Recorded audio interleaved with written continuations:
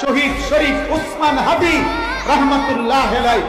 এই যুবক ইমানদার ছিল, এই যুবক 5 ওয়াক্ত নামাজ পড়তো, এই যুবক ফজরের নামাজ পড়তো, এই যুবক হাফেজে কোরআন ছিল, এই যুবকের বাবা আলেম ছিল, এই যুবকের মা পর্দানশীল, তার স্ত্রী পর্দানশীল, তার বড় ভাই আলেম, সে মাদ্রাসার ছাত্র, আল্লাহর কোরআন পড়তো, রাসূলের হাদিস পড়তো, বিশুদ্ধ বাক্যে মুনাজাত করতে পারত, প্রতিদিন ফজরের নামাজ পড়তো, আল্লাহকে পূর্ণ ঈমান রাখছে, কলিজার মধ্যে দেশপ্রেম ছিল, মাতৃভূমির আজাদি, 1 ইঞ্চি মাটির স্বাধীনতা, সার্বভৌমত্ব, ভারতীয় আধিপত্যবাদের মোকাবেলায় প্রায় 200 কোটির কাছাকাছি ভারতীয় বেঈমানের মোকাবেলায় ইমানদার যুবক একাই কথা বলেছিল।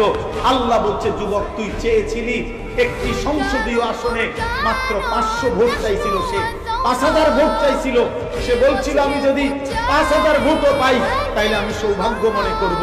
আল্লাহ বলেন, তোর ইমানের বদলায়, তোর ফজরের সেজদার বদলায়, আমার আল্লাহর গোলামির বদলায় আমি আল্লাহ 18 কোটি মানুষের ভালোবাসা চোখের পানি পর্যন্ত দিয়ে দিলাম।